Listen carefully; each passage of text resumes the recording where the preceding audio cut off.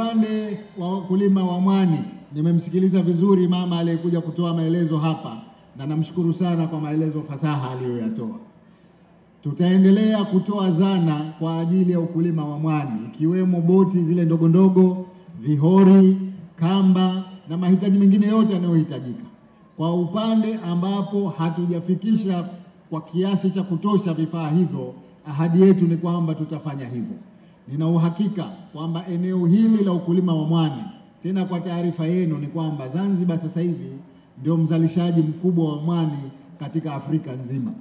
Hili ni jambo la kujivunia, ni jambo ambalo lazima tulipe kipaumbele na mkazo wa hali ya juu ili tuweze kuzalisha zaidi. Kwa hivyo serikali itafanya juu chini kuhakikisha kwamba mnapata zana na mnapata miche, mnapata pembejeo ili mradi kiwango cha mwani uzalishaji wake uwe mkubwa zaidi.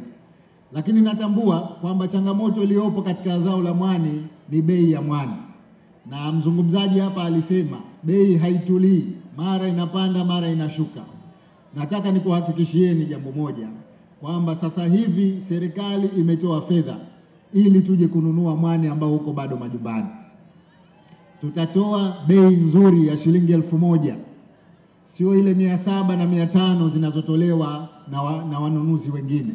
Kwa hivyo tutahakikisha tunaununua mwani wote uliokuwepo, lakini tutahakikisha vile vile tunajenga viwanda vya kusarifu mwani hapa Unguja kama ambavyo tumejenga Pemba, ili tuweze kuongeza thamani katika zao letu la mwani. Kwa upande wa mashine ya kusaga, mama yule amezungumza kwamba wanakwenda mbali sana kufuata mashine hiyo. Mashine hizi si kubwa, tutazitengeneza ili kuzisambaza katika maeneo mbalimbali, tusilazimike watu kwenda masafa ya mbali kwenda kupeleka kusaga mwani. Elimu itaendelea kutolewa kwa wakulima wa mwani, walime mwani wa aina gani, waukaushe namna gani, waongeze thamani namna gani. Tutaendelea kutoa elimu hiyo ili kuupa thamani zaidi mwani wetu na mkulima asilazimike kuuza kwa bei ndogo. Tulipewa taarifa hapa kwamba maeneo wanaolima mwani wakati mwingine yanavamiwa, yanaharibiwa. Tutahakikisha kwamba yanalindwa. Tutatafuta utaratibu mzuri zaidi wa kuweza kuweka maeneo maalumu kwa ajili ya mwani, maeneo maalum kwa ajili ya utalii, maeneo maalum kwa ajili ya uvuvi, ili kusiwe na mwingiliano ambao unaathiri shughuli za wanaofanya kazi hizi. Mikopo itatolewa kwa maana ya kwamba ile taasisi yetu ya uwezeshaji yenyewe inatoa mikopo kwenye sekta zote, na hizi sekta za uzalishaji kwa maana ya kilimo cha mwani na mpunga, tutahakikisha kwamba na nyinyi mnafikiwa na mikopo hiyo isiyokuwa na riba. Ombi maalum lilitolewa kuhusu skuli hapa, kwamba Marumbi inahitaji skuli,